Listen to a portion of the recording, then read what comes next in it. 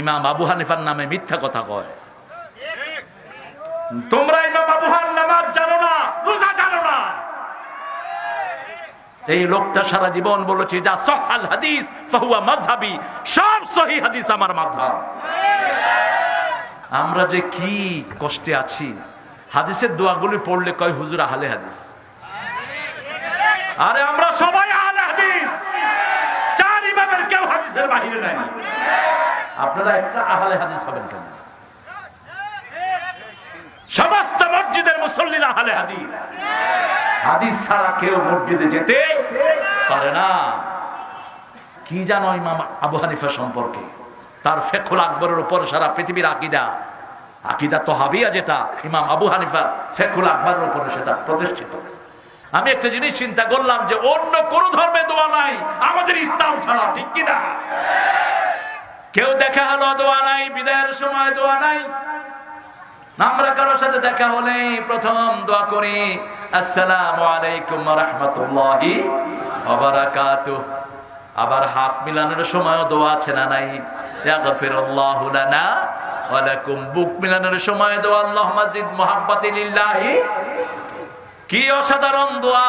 বিদায়ের সময় দোয়া, উঠতে দোয়া, বসতে দোয়া। দোয়া মানে প্রশংসা কার?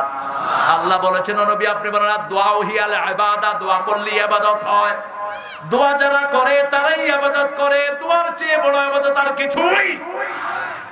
রাসূল সাল্লাল্লাহু আলাইহি ওয়াসাল্লাম যা করেছেন আমরাও তা করব, ঠিক না ঠিক? সব ইমাম তাই করেছেন।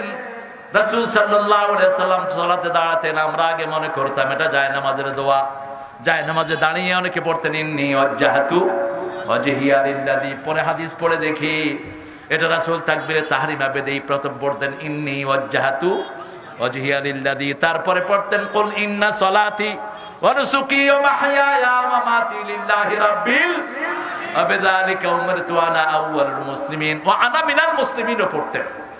এরপরে পড়তেন কখনো কখনো সুবহানাকা আল্লাহুম্মা বিহামদিক ওয়া তাবারাকা ইসমুকা ওয়া তাআলা জাদ্দুকা লা ইলাহা গায়রুকা। আবার পড়তেন আল্লাহুম্মা বা'id বাইনি ওয়া বাইনা খাতায়া কামা বা'adta বাইনাল মাশরিক ওয়াল মাগরিব। আল্লাহুম্মা নাক্কিনি মিন খাতায়া কামা ইউনকাস সাওয়াল আবিয়াদ মিনাদ দানাস ওয়াগসিলনি মিন খাতায়া বিল মা'i ওয়াস সালজি ওয়াল বারদ। কি অসাধারণ দোয়া!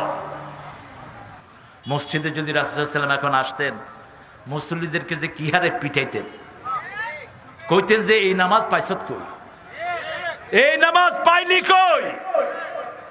নামাজের কাতারে দাঁড়ায় মধ্যখান দিয়ে ছাগল তো দূরের কথা, গরু ঢুকতে পারবে। মনে হয় এক মুসল্লি আরেক মুসল্লির সাথে বাজে না গায়ে ঘু। কি আজীব! ইমাম সাহেবেরা কোনো কথাও বলেন না। পশ্চিম দিকে কেবলামুখী হয়ে কাতার সোজা করুন, হাদিসগুলো পড়ো। ইমামের মুসল্লায় আছো, হাদিস পড়ে মুসল্লায় দাঁড়াও। রাসূল সাল্লাল্লাহু আলাইহি ওয়াসাল্লাম ইকামতের পরেই মুসল্লিদের দিকে ঘুরতেন, ঘুরে বলতেন ইস্তাউ ইআতাদিলু তারাসাউ আসাদুল খালাল। কাতার সোজা করো, লেগে লেগে দাঁড়াও। আমি দেখেছি শয়তান ছাগলের বাচ্চার মতো কাতারের ভিতরে ঢুকে। শয়তানের জন্য জায়গা রেখো না। সাহাবায়ে কেরামের জামার এই পাঁচটা ছিটত, এটা যে ইমাম আবু হানিফা করেন না, আপনারা বুঝেন কেমনে? আহারে কি বাজে জাম দেয়! ইমাম আবু হানিফা রাহমাতুল্লাহ এটা করেছেন দেখেই মসজিদে নববীর নিচে সবচেয়ে বড় লাইব্রেরি হলো ইমাম আবু হানিফার নামে।